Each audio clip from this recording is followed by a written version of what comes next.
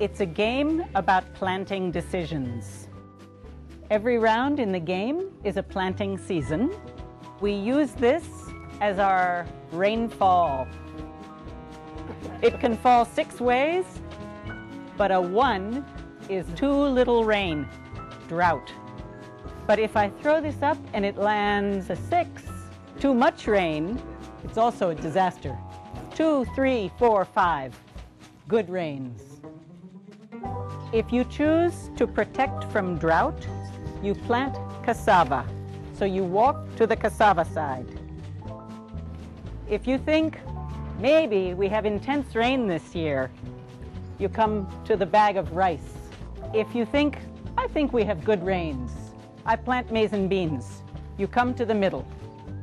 But if you want to plant cassava to protect from drought, or if you want to plant rice to protect from intense rain, you have to pay 1 bean. There will be a countdown. When I say stop where your feet are, that's your decision. One more rule, no sharing beans. Ladies and gentlemen, we'll start now. You will have a chance to play this game. Pablo Suarez will make you an active participant in this. Good morning. 2 months ago, I sent one of the young managers to a place in to the coast of Kenya to do an assessment in a community that had been affected by drought. She came back, and I met her in the corridor, and I said, look, just can you give me the highlights of what you think we'll need to do there? And what she told me was that the community talked a lot about food security. They talked about inability to overcome the infrastructural barriers of just having irrigation and having just some pumps to allow them to pump water and to do irrigation, to have water, to have food throughout. But what she said thereafter was the most amazing thing. She said, well, look, this community does not have latrines, and they did not talk about latrines. And I don't like the fact that they did not talk about it. They need latrines. And she was also aware that we had some water and sanitation money that we were looking at, possibly making a project out of that. And so the one thing that she asked me is that, can we make sure that we give them latrines? So the reason I'm giving you this story is, to highlight how much we ignore what is being told to us. My question to her was, did you ask them about latrines? And she said, yes, I mentioned about latrines, but they didn't want to talk about it. They wanted to talk about food security. My next question to her was, can you imagine a situation in which we had sent a missionary to do the assessment? What would he have suggested? In the last few days, we have heard about the increased frequency, the increased magnitude, a lot of lives lost, loss of livelihoods, erosions of economic gains. And we have heard that this continues to be an issue. How we connect our work to the community, how we connect our work to what the community, the resources that the community has, is something that we want to explore here. We are clear that risk assessments will enable us to put the plans in place and to minimize efforts for disaster risk reduction. You have heard about the modeling that the climate scientists have talked about. You have heard about the evidence that they have produced. You have heard little about the involvement of the community. And we want to discuss this and to explore the socioeconomic costs, benefit analysis, the prioritization of measures, and establishment of acceptable risks and development of scenarios. We have an excellent panel, list of panelists here. On my extreme left, to help us navigate this subject, is Pablo Suarez. Dr. Pablo Suarez is Associate Director at the Red Crescent Climate Center in The Hague, and he's a research scholar at the Institute of Applied Systems Analysis in Austria. He's also a fellow at Boston University and a climate scientist with a very active mind. Seated next to him is Amin Benjamin. Amin Benjamin is from Cape Town. We have endeavored to include the community of Cape Town in this. He is a researcher and right now is the regional coordinator of South African Faith Community Environment Institute and has worked in community water supply sanitation units and previously worked as a program associate in governance and poverty reduction in Cook Islands and Samoa. Next to him, the third from left, is a gentleman from India. His name is Gurudut Prasad, and he's from Andhra Pradesh state in India, southern part of India, and he's a disaster manager and a trainer working at community level. He's also a consultant to the government of India and has over 22 years of experience in disaster risk reduction. He has won international awards by UNISDR for his work in DRR, and he will share with us about his work in coastal area disaster mitigations. Immediately to my left is my brother Steve McDowell from Nairobi via Canada. He is a regional IFRC focal point for food security. Steve has many years of experience as as a technical person with the famine early warning systems, 12 years of experience, and he's well regarded among his colleagues in this area of food security. So without much ado, I'll give the floor to Steve McDowell, who will talk about the Somali experience, the 2011 Somali famine, and some of the lessons learned from there in terms of early warning. Steve.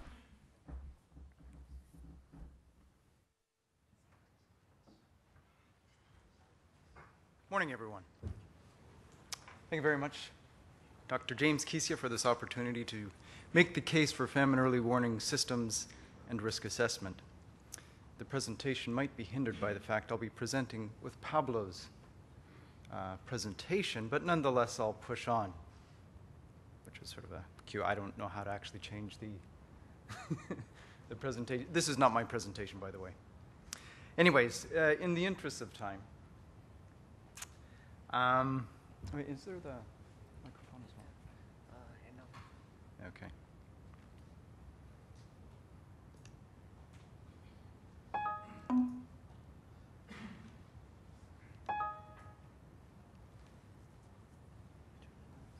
There we go. Thanks, Brad. Hello. Okay, good. Yeah, so thank you once again. I'm pleased to be able to try and make the case for risk assessment within famine early warning systems. I'll be using our experience in Somalia last year. The first part of my presentation, or this first slide, endeavors to make the point that the actual risk of famine was not on the radar, our famine early warning system radar. That in spite of the fact that we have a very good famine early warning system. The famine early warning system worked as per its design, but nonetheless, we didn't capture the actual risk of famine. The famine early warning system that we have for Somalia and in the Horn of Africa region is premised on outcomes. We measure outcomes such as mortality, global acute malnutrition. We measure outcomes such as the amount of food that people consume. And then we look at the prevalence of those conditions in a given population. and then we peg it against thresholds. So of the 5 different classifications that we use, the fourth, or the almost worst, we call humanitarian emergency. And that's the phase just before famine. What I've done is prepared a little map on the right, and I've aggregated the number of people that were considered to be in humanitarian emergency in the years prior to the famine. And the implicit with our famine early warning system is the more people in humanitarian emergency increases the risk of famine. So we would have, on this basis, assumed that these people in what's Middle Shebele were the ones most at risk to famine.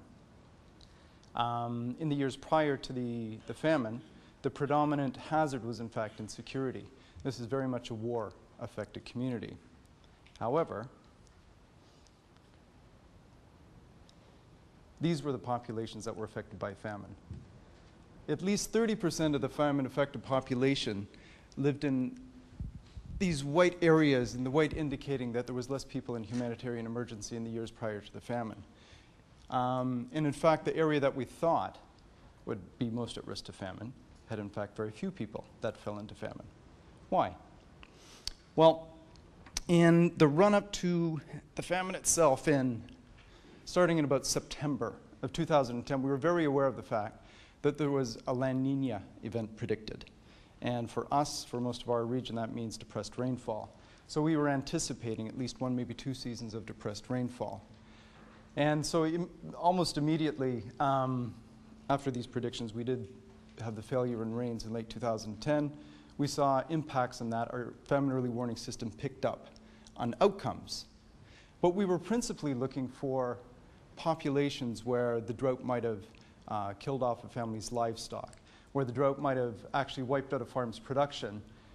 That, combined with constrained ability to cope due to forces like the Shabab, we were concerned were the people most at risk to famine. But in fact, it was not the people who owned animals, and it was not the people that had big farms that fell into famine.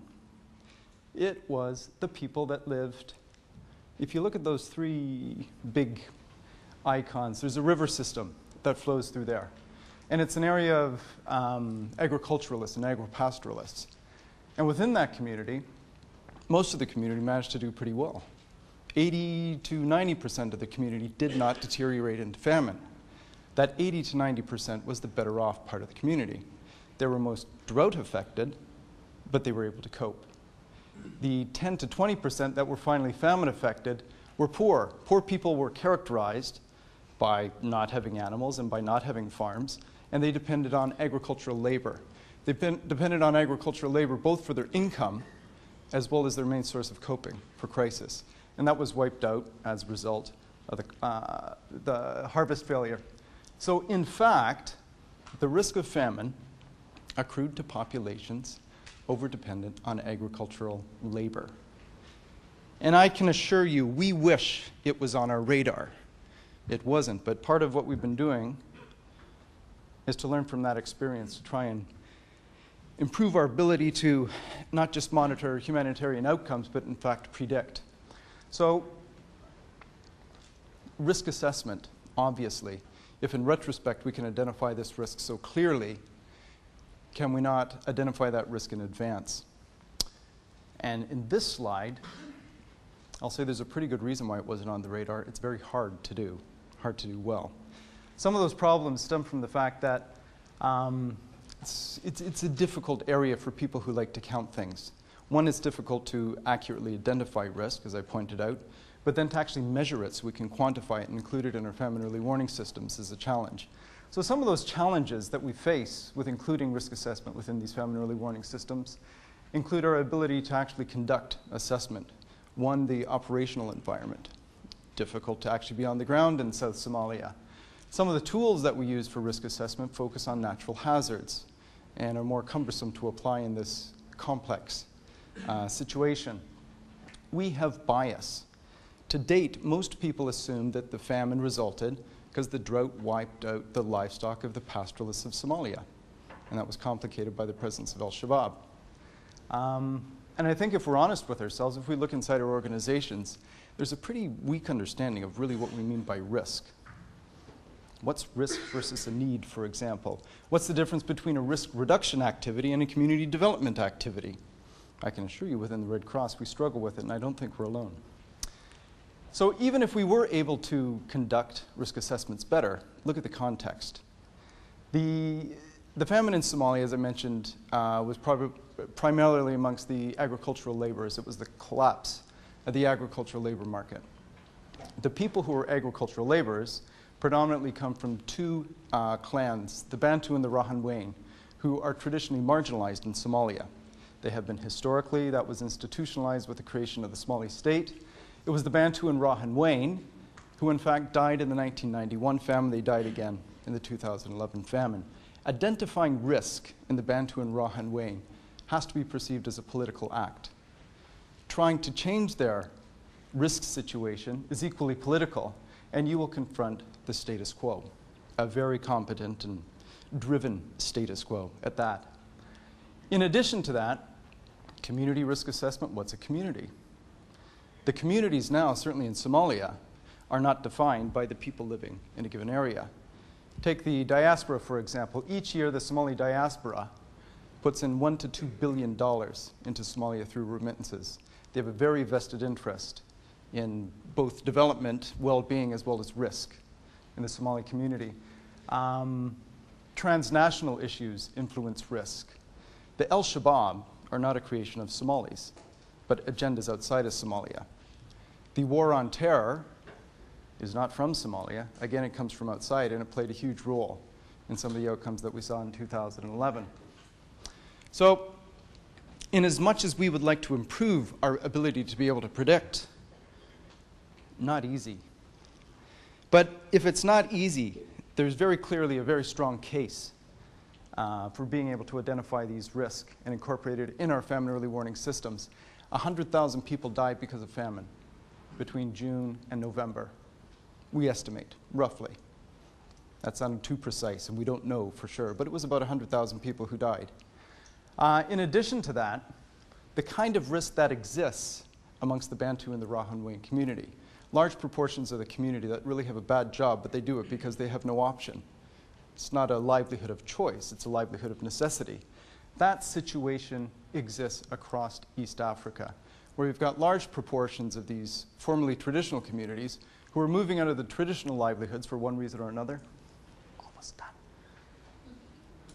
But the problem is they have no job to do. They depend on very precarious livelihoods and way to get an income. Certain proportions of the society collect sticks and sell them on a daily basis so they can buy food. They carry water for their wealthier neighbors. Significant proportions of our community exist like this. There's no choice. This is a different kind of risk. We're not used to approaching risk in this way, and it's important. So some of there's opportunities to improve our ability to conduct community risk assessment. We can look at ourselves, we can improve our capacity. I think there's opportunities from related fields such as household economy approach to help us measure risk. We can learn from political economy to better understand the power dynamics and how to incorporate those. But as people have pointed out in this symposium, that early warning for who? Is it me, who lives in Nairobi? If you consider the fact that, I don't know, maybe 100,000 to 200,000 people moved in the months leading up to the famine, the Somalis knew full well that the risk environment had changed. It had passed a critical threshold. So the early warning was there. But when we speak about early warning, we must also speak about early action. People took out early action. They did. We might have been slow. We might have made a difference. But they knew. They took action. So the fundamental question is, what about the 10 to 20% of these famine-affected communities who didn't have the capacity to actually take action? And I'll leave this presentation with the point that these last two questions I think are critical when we discuss risk. It's the Bantu problem. It's not mine. So how can I work with them? They actually know. So the question is, how can they better articulate their situation? I don't live in a poor part of the world. There's incredible wealth. What have we learned from the Kenyans for Kenya initiative? What have we learned from the fact that poor Somalis can put $2 billion a year into their economy. We as the humanitarian community maybe put 500 or 600 million. We make a lot of noise, but we're actually small fry. So changing this paradigm around and sort of seeing how we can complement and build on this local capacity, not just to conduct risk, but then to support early actions, is, I think, in addition to better conducting community assessment, is ultimately the end point where we'd like to move as a community of famine early warning people. Anyway, so I will stop by thanking, once again, Dr. Kesia for this opportunity to make the case for risk assessment and famine early warning, and I thank you for your attention.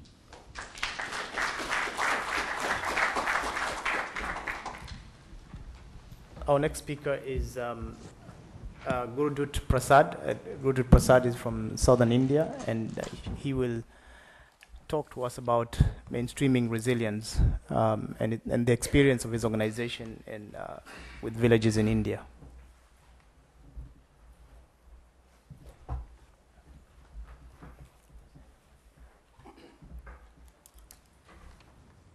Good morning, friends.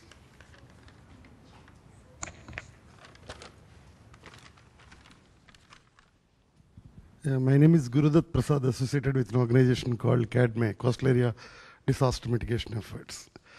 I would like to make a presentation particularly on community resilience. We have been working on community preparedness, community resilience for the past 20 years. In fact, before going to make a presentation, particularly in capacity building of vulnerable communities, I would like to make a presentation on case study, which was happened in 1977 at Andhra Pradesh. Divisema cyclone. This cyclone was called as Divisema. Divisema cyclone on 17th November 1977 at Machilipatnam, Andhra Pradesh, was worst disaster in the history of natural disasters in India. At that point, I was 19 years old, doing my graduation at government college, and participated as a volunteer to extend relief activities, particularly in this miserable disaster. Actually, this miserable disaster inspired me. In fact, one of the incidents inspired me to continue my work, particularly on disaster preparedness, especially with children. The dangerous tidal wave came up at 100 feet height at midnight on 17th November 1977 and inundated hundreds of villages, killing thousands of people. And actually, 80% of the dead were children. And in fact, people died without knowing about what was happening there as they were in deep sleep. By the time the tidal wave came up with 250 kilometers wind velocity, and the gale of cyclone made them very panic. At one of the villages named Ramakandam, 80% women were died. Actually, the male people were survived as they were able to swim. And at the same situation arisen at another village called Malagai Lanka. The male people were in dilemma whether to rescue their lives or to rescue their children's lives. Finally, they had decided to leave their children abruptly into the water, at least to save their lives. This kind of pathetic incidents were taking place, particularly in this disaster. And one of the person, in fact, Mr. Veeraya, his name is Veeraya, who was then having 42 years old, having one son, 6 years old, and his name is Subbarao. And actually, he also decided to leave his child into the water and to at least to save his life.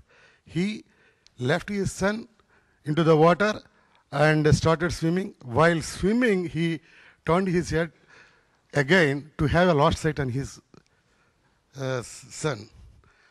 His son was drowning in the water, tapping the water with legs and hands. At the same time, he saw a thatched roof floating on the water. Immediately, he went back and caught his son's hair and put him on the thatched roof along with him, and they floated for 6 hours continuously. And at last they found a big tree which withstands even that big disaster. Both of them climbed to a branch and stayed together for 6 hours, and after receding the water, they got down and walked in a mud for 6 hours again and safely reached to the cyclone shelter.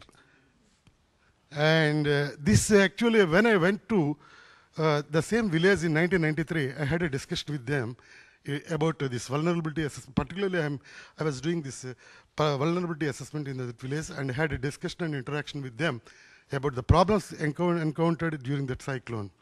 And the son's name, he was initially Subbarao, and after this incident, his name has been renamed as Mrutyunjay, that is means conqueror of death. This kind of pathetic incidents were taken place, particularly in Andhra Pradesh, in India, and keeping in view of the problems encountered by the children as well as the communities, we have decided to capacitate the local people to combat the disaster situations. Policymakers and high-level authorities cannot do, particularly at grassroots level, as and when disasters occur. So that is why we have decided to capacitate the local communities to combat the disaster situations, and we have also developed some modules particularly to capacitate the local communities. This is the background disasters. I have only 10 minutes time, that's why I will quickly go through the slides. Five. Okay, now 5, yeah. This is the disasters overview in Andhra Pradesh, India. Different cyclones and floods and other things. This is the disaster cycle. In general, we follow this disaster cycle before entering into any village to capacitate the local communities, I mean vulnerable communities. This is the objectives, mainly, the main objective of the training program. This is the state. These are the trainings to task force members: warning and evacuation, emergency medical care, emergency rescue, relief camp management, contingency plan development, and disaster drill. These are the modules of our training program. And our training is based on the type of disaster. For instance, cyclone disaster preparedness, flood preparedness center, and firefighting and other things, fire accidents. So our training program is related to particularly on the type of the disaster occur in that particular place and particular village. This is warning and evacuation. This task force members. The beauty of this program is we don't need any other material. We use generally the local material available in the village. This is the low-lying areas. This precautionary measures generally we teach to the local and vulnerable communities. And this evacuation, early evacuation. This one, emergency rescue methods and knots and its users. This is rescue techniques greatly aid to save lives. This is breastline throw. This to cross the river. This is a locally available material. We can develop the floating aids with locally available materials. These 2 pots and 2 bamboos and other polythene paper. We can construct a floating aid which can help women to float on the water. Yes, the same thing. Demonstration. This one who knows swimming can rescue another by holding onto the tuft of his or her hair. These are the locally available material. With this material, we can develop floating aids for the people, those who are not known to swimming, so that these aids will be helpful in the time of disaster to float on the water. This dragging, unconscious person. This is toe dragging, an unconscious person. This is another dragging. The manual carries also are very much helpful in disaster times. This is double human crutch and chair carry by women. The person who is having wounds on both his legs can be lifted like this. This is pick a back. The person who is having wound on his back can be lifted like this. This is 5% lift. And this is a head bandage. This is a single human crutch. This is cradle carry. The person who is having wound on his stomach can be lifted like this. This is 5% lift. The same thing, pick a back. This is a chair carry. The person who is bitten by this snake bite can be lifted like this. This is the person, the knots very much useful, particularly in disaster time. This is clove hitch, and there are several knots, which will be helpful for us in disaster time to send the person trapped in a multi-story building to downstairs. This is improvised stretcher, 2 bamboos and 1 blanket. We can develop a improvised stretcher with 2 bamboos and 1 blanket to carry a person. This is stretcher. This is locally available cloth. Yes, 1 minute. Yes, I will quickly go through. This is also this one. Chest bandage. Locally available cloth with lungi or sari, we can do these bandages for 8 types of wounds. This Soliger Nelson method, artificial respiration. This is relief camp management, tent pitching and other things. Contingency plan, after having gone through all the modules of the training program, these trained task force members are expected to develop a contingency plan of their village, and in which they can indicate very clearly aged persons, vulnerable persons, children and other things in each house. And as and when disaster occurs, these responsible persons, task force members, will go to that village house and rescue the vulnerable people. This disaster drill, finally we conduct this, we'll conduct disaster drill after having gone through this training program. We generally will conduct some rehearsals to familiarize with the responsibilities and roles of the task force members. This is integration. Not only, we are also promoting culture of preparedness among the vulnerable communities. Not only this disaster preparedness, in the culture of preparedness is very important on their day-to-day life. These are the activities generally promoted by government or international NGOs. How can we link up with this disaster risk reduction with ongoing developmental activities? This is the integration. This is mangrove regeneration. This is cyclone resistant housing. This Academy Future Activities. This is the UN award I got in 2003. Thanks for patience.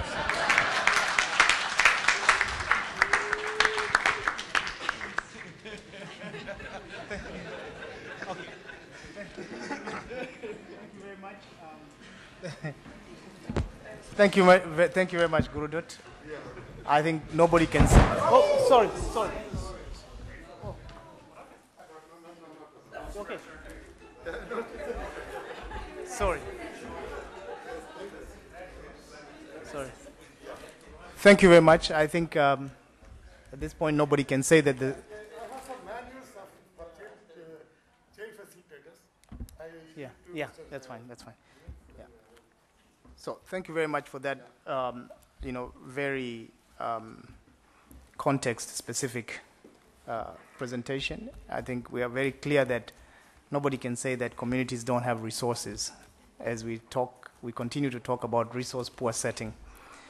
Our next presenter is Amin Benjamin, who is from here, Cape Town, and you're already aware that the world has already passed the 50% of people living in cities, and a good majority of those, up to 1 billion of them, living in the slums.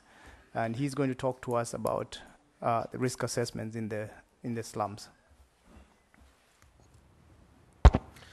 Thank you, moderator. Good morning, ladies and gentlemen. I must apologize because due to some technical difficulties, we're not able to project my presentation this morning. So this is a local risk management situation. And I'll try my best to do justice to the presentation I've put together. The presentation is titled Community Risk Assessments in Urban Slums, looking at key challenges. So to discuss community risk assessment in the urban setting, it's important to provide some overview of the urban risk context.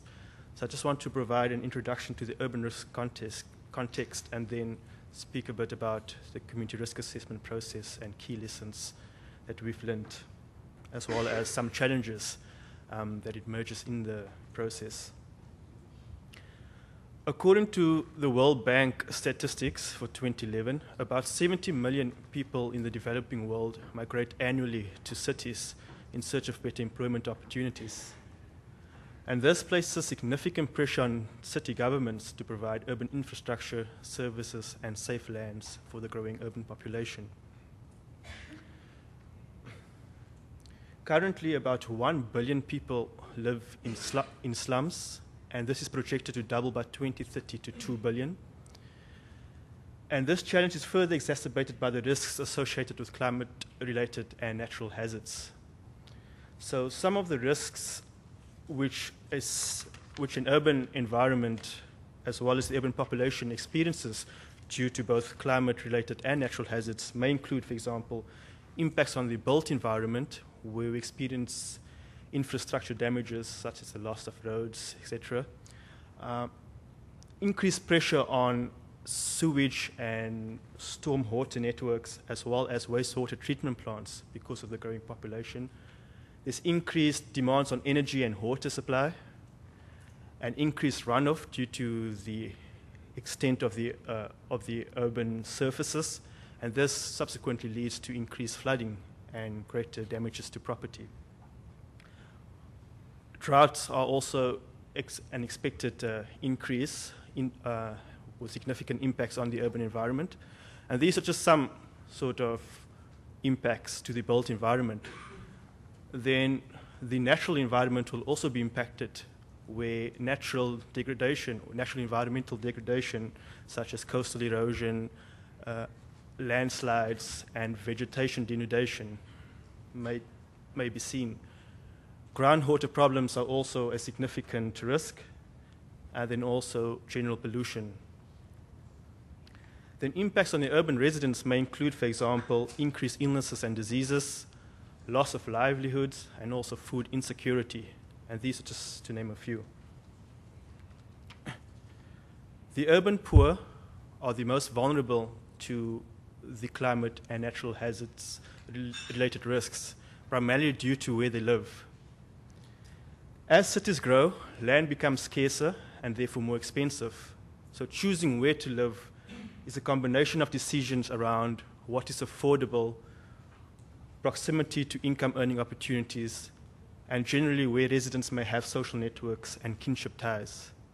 And so subsequently, the urban poor often find themselves in hazard-prone lands, which are usually informal settlements with insecure land tenure, with a lack of services, poor housing, and significant pollution.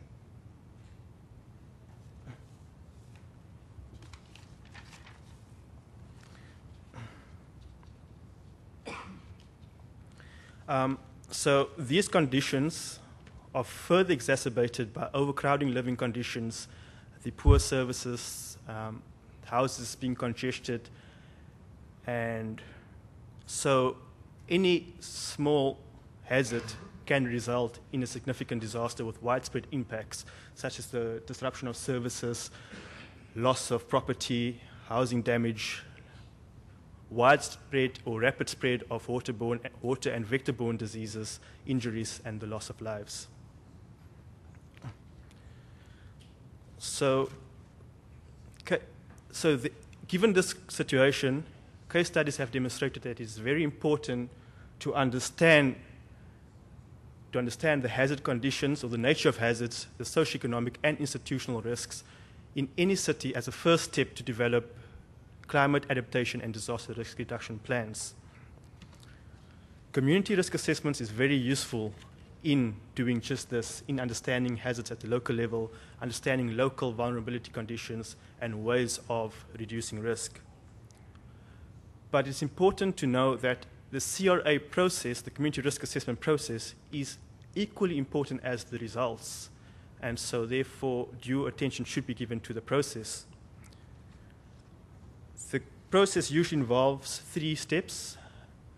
The first step involves the preparatory stage. The second step involves the actual risk assessment, community risk assessment, and the third step involves the development of risk reduction plans. And these could take anything between 2 to 3 months if it is properly done. So some of the process lessons that we've learned include, for example, that to make a success of the process, it is important to involve, or it is important to gain high-level support for the project. This, however, risks the chance of politicians hijacking a process for their ends. So this needs to be done very carefully. At the same time, one also needs local-level city officials in order to ensure that the work actually gets done and to ensure the sustainability of the project. Interagency or interdepartmental collaboration is important to set up. Then it is also important to set up institutional basis to hold data, risk-related data, because in developing cities, developing world cities, to source maps and risk-related data is a great nightmare because of the unavailability of this information or the poor collection and storage of such data. For example, the Disaster Mitigation for Sustainable Livelihoods program, the Mandisa fire database requires individuals to physically go to all the fire departments in the city and then to collect this data and then to physically place the data into a software system. But the data that gets generated is quite useful to make sort of long-term projections to what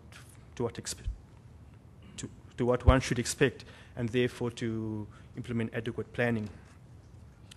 And then it is important also to ensure that the results of the risk assessment actually results into risk reduction plans. And so this needs to be taken up by the city departments to ensure that these plans gets implemented. A multi-hazard approach is quite useful to consider, and therefore stakeholder workshops that involves participatory approaches is quite useful to address multi-hazards.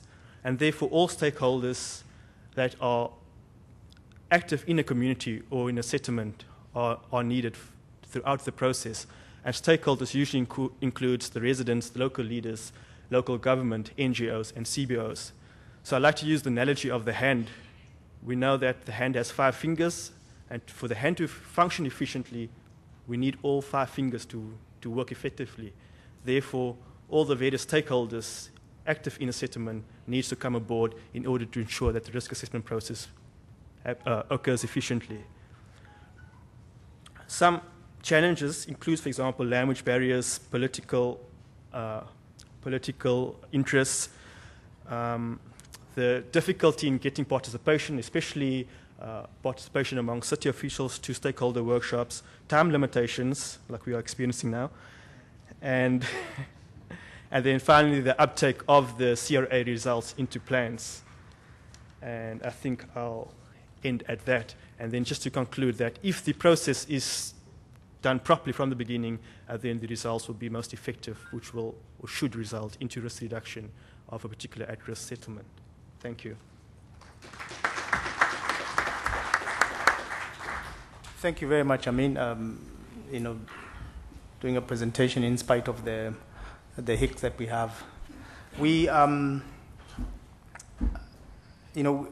want to have this maybe 2 questions, and then we'll move very quickly to Pablo's game because we're actually constrained by time. Yeah, very quickly, just to summarize and really about some of the questions that have been brought up by our panelists here. Whether we are sometimes missing the obvious risks. Do we run the risk of missing the risks because of the way we do our assessments? Our tools really, are they catching what they should be? They should be telling us? Are they identifying the risks? And some of the other issues that are quite hidden, as there's the political risks that Steve has talked about in Somalia. And many of you have talked about them here. Are they telling us what we need to know? I think we heard about a very authentic presentation from Gurudut on some of the work that they're doing in India, and showing that these things have to be very context. The solutions have to be very context specific, looking at the resources that they have and using the resources that they have. I mean, Benjamin has given us his view of some of the challenges that you have in the urban centers, including political. They're a lot more complex, and we're going to be dealing with these more than ever, because we have rural-urban migration, especially in Africa. We know that nobody finishes Form 4 or secondary education and stays in the rural areas. They usually move to the city, only to be, faced with other issues there. I'll open up for 2 questions very quickly before we go to Pablo's game that will need about 20-25 minutes. Abshakur. Yeah. Thank you. I would like to thank my colleague Steve McDowell for doing a very good and very brief analysis of the Somali problem and how it finally led to a humanitarian crisis, which grabbed the images of all the major television channels last year. But the fundamental question, and this is the question for all of us, is while all the debates around risks and disasters and climate change are all revolving around natural disasters, for countries that are involved in conflict, like Somalia, their problem is 2. They are having all the climate change issues that everybody is talking about is affecting Somalia, number 1. On top of that, the country has been suffering from 20 years of civil war. No capacity on the ground, no central government. And if countries that are already having peace and have government structures are suffering under the weight of climate change, those who have been involved in conflict for all these years, we don't need to convince each other that this will be even bigger crisis than the crisis that we have been seeing before. So if we are having relief operation in neighboring countries that are peaceful, and the WFP has huge relief operations in Kenya and in Ethiopia and other places, countries like Somalia, the question is about when. When is the next crisis? Now 2011 is gone. We should be talking about when is the next crisis rather than if they will ever have a crisis. Thank you. Okay, we'll take the next question and then both of you can answer. I think, who was it? It was Albert. You can pass it on to me. Just take one. Yeah, when you finish it. 3 questions. I'm curious about methodologies. There was, from the talks, is very interesting what you're working on, and specifically in terms of methodologies used for community-based risk assessment, how to integrate some of the rapid changes that are happening in the urban areas. As Amin mentioned, these types of places are prone to many changes with development that impinge upon what happens with the infrastructure and what happens with people's ability to adapt. I know, Stephen, you mentioned about household economy analysis being used, and while that can be predictive, it doesn't necessarily anticipate the changes that are going to be happening with development and other areas of what's going on. So I'm curious about other things, other mentions of what can be happening in terms of what methodologies you're using to look out over 5 years, 10 years, 20 years, maybe as was mentioned in the last question, to sort of look at what the next event will be and what can be done so that we have already assessed that and predicted what will be taking place. All right. Okay. My question is to Stephen's presentation. When we think of risk, we know risk is hazard times vulnerability. If there is a capacity, then the risk will definitely be reduced. When it comes to Somalia, there was drought in the whole east of Africa. There was drought in Ethiopia, there was drought in Somalia, there was drought in Kenya. When it comes to drought in Ethiopia and Kenya, it was not changed to famine. But when it comes to Somalia, it was changed to famine. Why? Because of the capacity. The capacity was not there, so it outrightly changed to famine. My question is, what is his attitude towards the support to the early action? What was the role played by, be it donors, be it the community, be it anyone that goes to support the early action, so that the capacity could have been reduced. No, capacity could have been increased and risk could have been reduced, which ultimately changed to famine. Okay, Steve, I think all these questions are, we have to stop there because we have to play this game. All these questions are related to, they're coming to you, as you would have expected. So quick answers, please. Thanks very much for the comments and the questions. In terms of methodology, I know what we do, and I know it has to improve. And I'm an analyst. I look at problems and explain them. It's a lot harder to come up with solutions. But it's, looking around, and I've worked quite a bit on trying to understand why famine occurred in Somalia.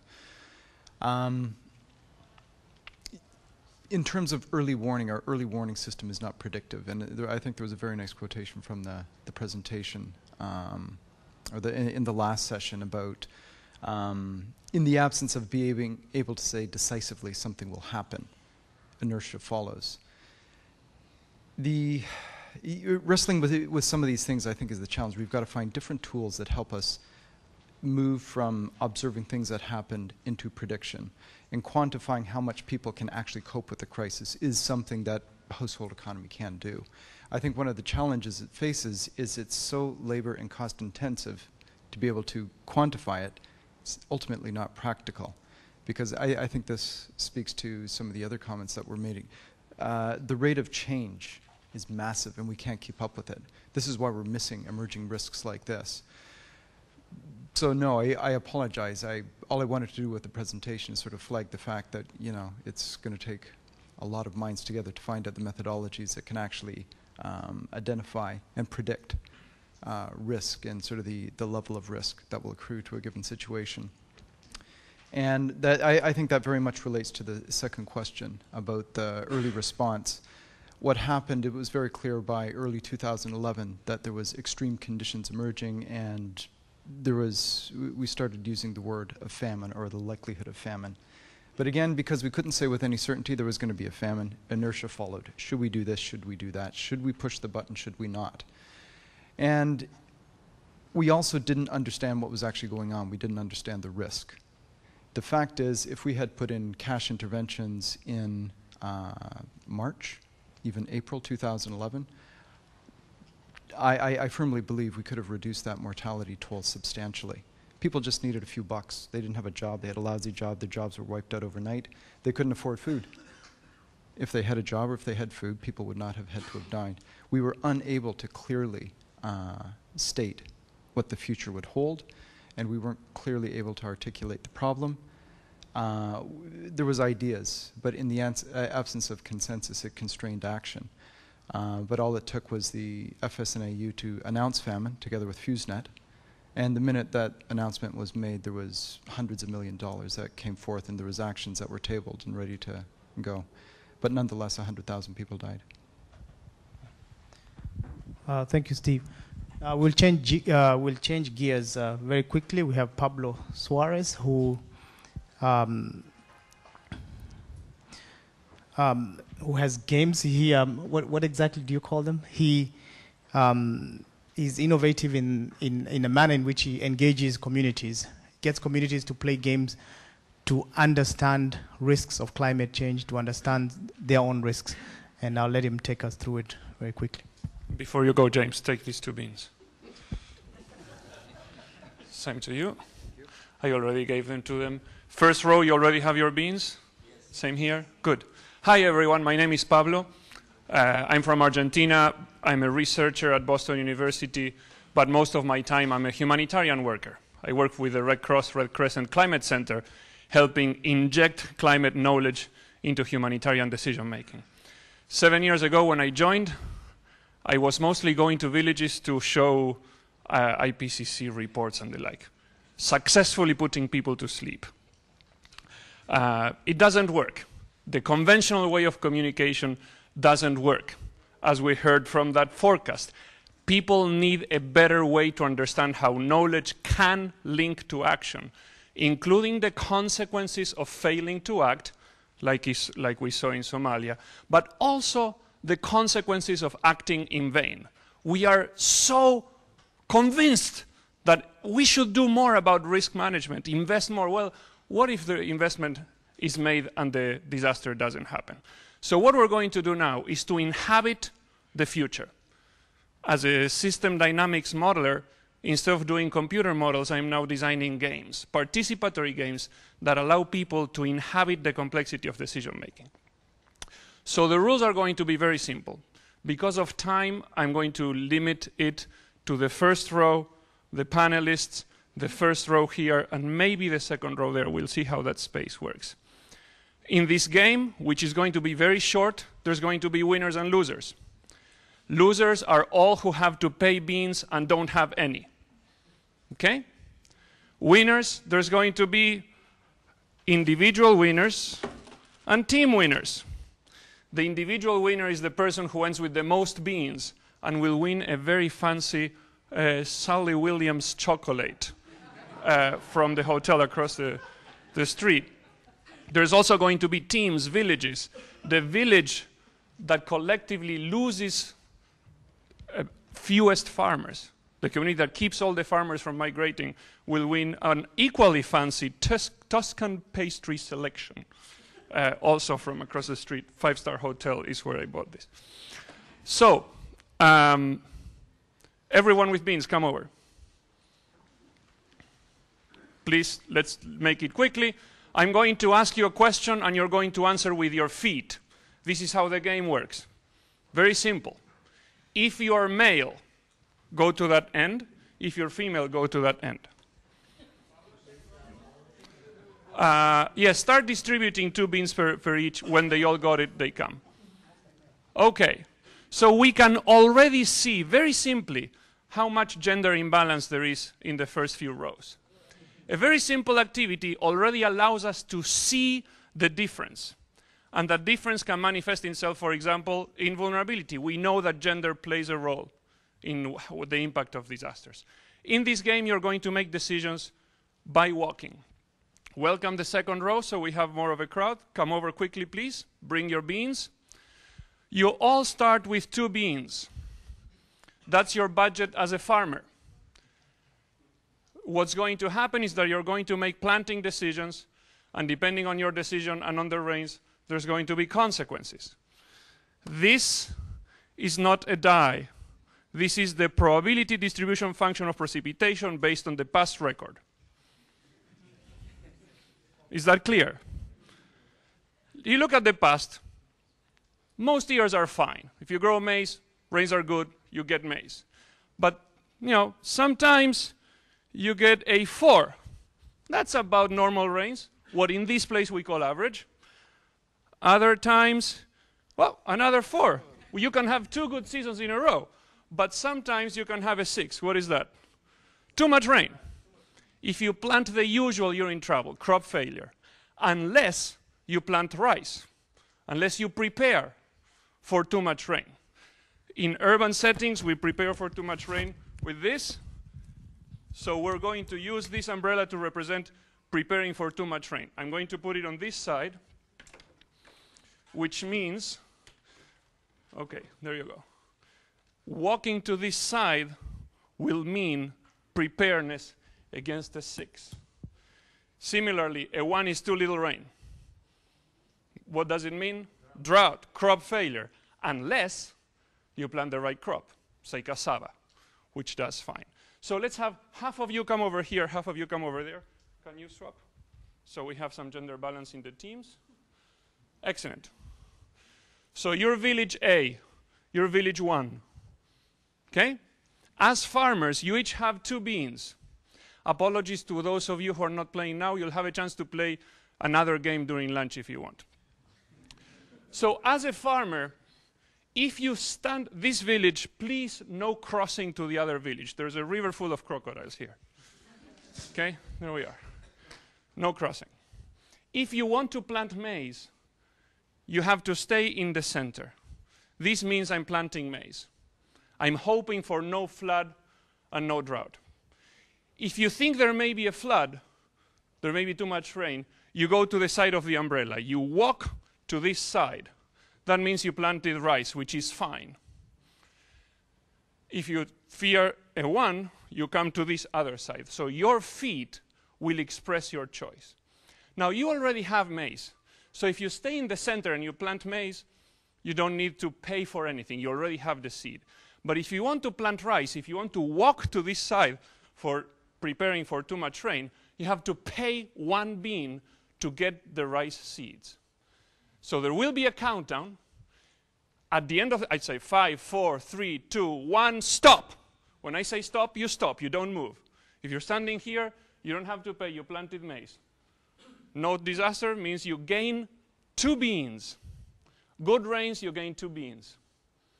If you go to one of the ends, you have to pay 1 bean to get either the rice or the cassava. Pay 1 bean.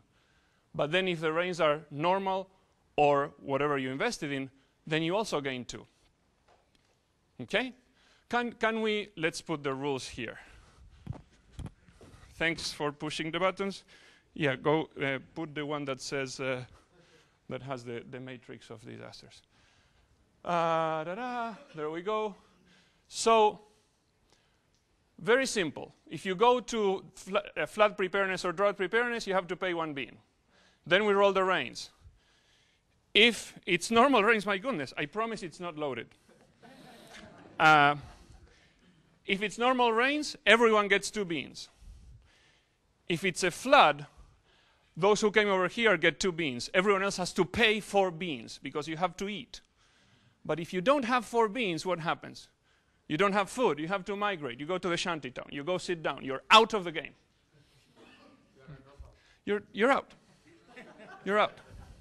Okay? There are the rules. If there's no disaster, or if there's a disaster but you are protected, you gain 2 beans. If there's a drought or a flood and you're not protected, then you have to pay 4 beans. Push 1 more. If you don't have enough beans to pay, you're out. You go sit down. Live a miserable life in the shantytown. All right? So no practice round. We go straight into the game. As I mentioned, there's going to be an individual winner. Fantastic chocolate. And there's going to be a team winner. Either you win as a village or you win as a village. And you win this plus perpetual bragging rights and fame. So you can have a conversation about what to do. Do you stay for maize, which maximizes your gains in case of good rains? Or do you go for preparedness for too much rain or for too little rain? You have 2 minutes to consult within your team if you want. Otherwise, the countdown is coming soon because the rains are not going to wait for you. You have 2 minutes. This always happens. In the beginning, they are like, what was the rule? And then they start figuring out and helping each other and forming little clusters of conversation. Some are faster than others at creating cohesion. And then there's always loud voices and timid voices. Sometimes the loud voices are not the smartest, but they guide everyone in the wrong decision. And then some are wiped out. And then the shy but smart person says, maybe we should do this other thing. All right. I'm afraid the rains are coming very soon. By the end of the countdown, you have to be somewhere. Each person makes individual decision. Where your feet are is your decision. And you have to be either in the center or one end or the other.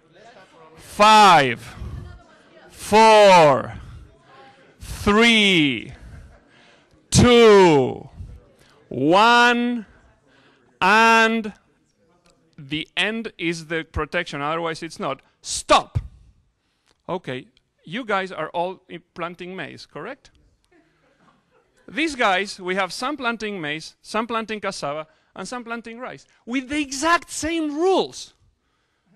It is a conference about understanding risk. We all get the same information. We get one group that says, forget the risk, I'm going to maximize profit. And another group that says, hey, let's diversify. Let's come up with a collective strategy. Okay? Let's see what happens.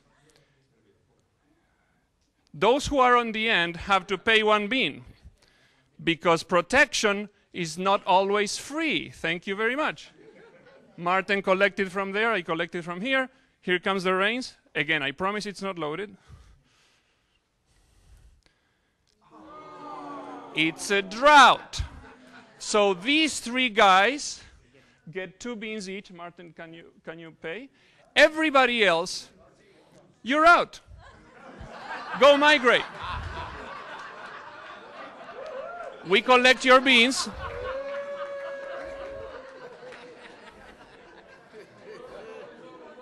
Oh, you're out as well. What are you cheering?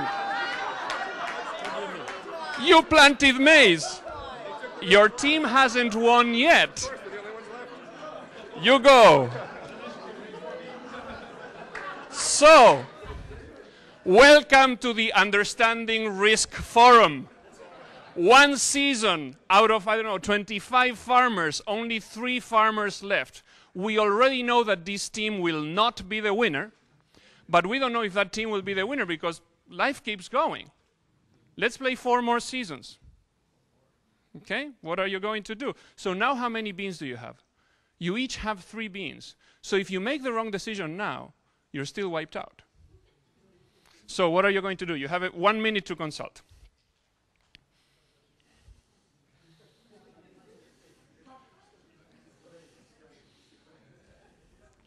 Five, 4, 3, 2, 1, and stop. So we collect the cost of investment. Now, I don't know whether they went for a collective strategy or if Dr. James Kisia said, what the hell, I want to win that chocolate, I'm planting here. Right? I don't know. I'm sure we could learn if we monitor how the game happens, if we ask questions. Okay, let's see what happens with the rains. It's a 4. Good rains. Everyone gets 2 beans. 2 beans for Sophia. Good. Now, third year. Something unusual is happening. Apparently, the waters in the Pacific Ocean are much hotter than usual. This is actually, it's happening now. They're beginning to look like they're getting warmer, and that is what we call El Nino. And when there's an El Nino, in this part of the world, in Southern Africa, there's more chances of dry conditions. So what we're going to do is to replace the probability distribution function of precipitation based on the entire historical record and substitute it by the years that match the current observed condition, El Nino. I'm going to throw this up in the air. It's going to fall somehow. If it falls with the plain part on the top, it means no problem. Good rains. If it falls with the dark part on top, it means drought. It means it's a good idea to plant cassava. If it falls like this, it means flood, right? Now, I promise it's a frisbee. Yeah? There's no trick to it. So now you can make your decisions. The seasonal forecast has been launched. Like this means no problem, normal rains. Like this means drought. Like this means flood. Okay? Make your decisions. So it turns out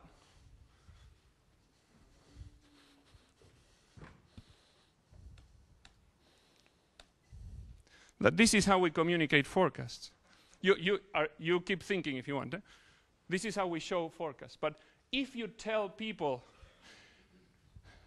an extreme event is defined as the bottom 15% of the historical record, people have no clue what you mean. If you say, okay, this is a die. This represents the driest years. People get it. Now, because of El Nino, we replace this one by this one. We go from 16% to 50%. People get it. And people have to make decisions. What are you going to do? 5, 4, 3, 2, 1, and stop. Sophia chose to go for maize.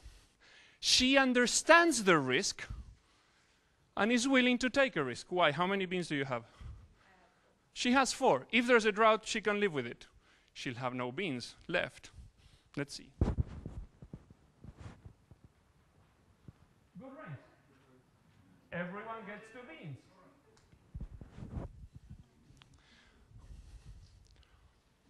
Let me see how we're doing with time. Yeah, we have time for 2 more rains. This year is going to be different because we've been using this probability distribution function based on the historical record of precipitation. But have you heard that something even weirder than El Nino is happening? Climate change. The climate is changing. This is based on the past, but the past no longer explains the present. I hereby give you the new probability distribution function of precipitation. Okay? This is just paper rolled in the form of a cone. I have no remote control. I have no idea how this will behave. I'll just throw it up in the air, spinning. Sorry. Like this. And it will fall. And 3 things may happen. If it falls like this, normal rain. No problem. If it falls like this, drought. Good idea to collect water. If it falls like this, flood. Too much rain. Good idea to plant rice. So here's your rainfall. Last round, what are you going to do? You can consult if you want. You have 1 minute. So in my work as a humanitarian worker, when you tell people that the climate is changing, it's not so easy to engage in a conversation about what that means. But when you play this game, as we did with Kenyan farmers, with Guatemalan farmers, with Indonesian fishermen, and you replace something understandable by something simple in appearance but extremely complex in its forecastability, people understand what climate change means. It means I have no idea what to expect, but I should observe because some things may become more likely. 5, 4, 3, 2, 1, and stop. Too late. As expected, we see more indecision. We also see that those who are aware of climate change are more risk averse, at least for the time being. They don't know which of the 2 risks, but they imagine that one of them. Now, let me ask you, sir, why did you come over here? I don't actually know. I've got my gut feeling. A gut feeling. Awesome. Sir? No, I really don't know. I just, yeah. It's almost like a dice roll. Right. This is not very different from having to make decisions if you're a mayor, a municipal public works officer, a health planner. If you don't understand climate science, you just do what you think you can, gut feeling. Now, it can be considered that way, but based on this object, I've heard all sorts of explanatory theories. Some people say, well, it's more likely to fall like this because of aerodynamics, you know, like an arrow. So they flock to the drought, they plant cassava. Or they say, no, because the base is more pronounced, then when it flips, it falls like this, so we go over there. Okay, so they did. They had the same object and different explanatory theories, different predictions, which is reflected in different behavior. The same is happening with climate science. Some scientists are saying expect more drought, some are saying expect more flood, and some are saying expect more flood and more drought, and some are saying I have no clue. And all of those are correct answers based on model assumptions, just like yours. Enough talking, you already paid, right? This is the last round. This will determine the winner.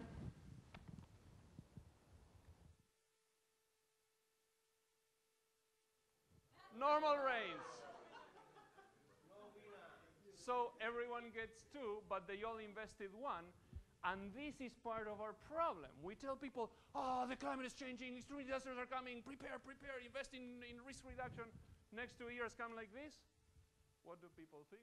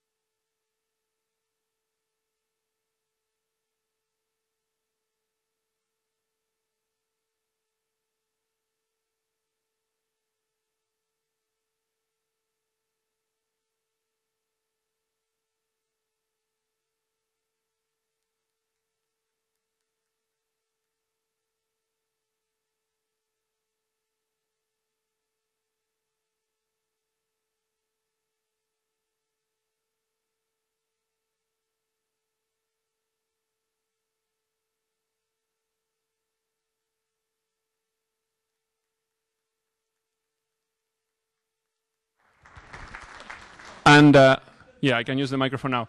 I will pass the microphone to James to close the session. No, sorry. I have to move on. You've already had your airtime. I know him. One observation takes a while. It's always good.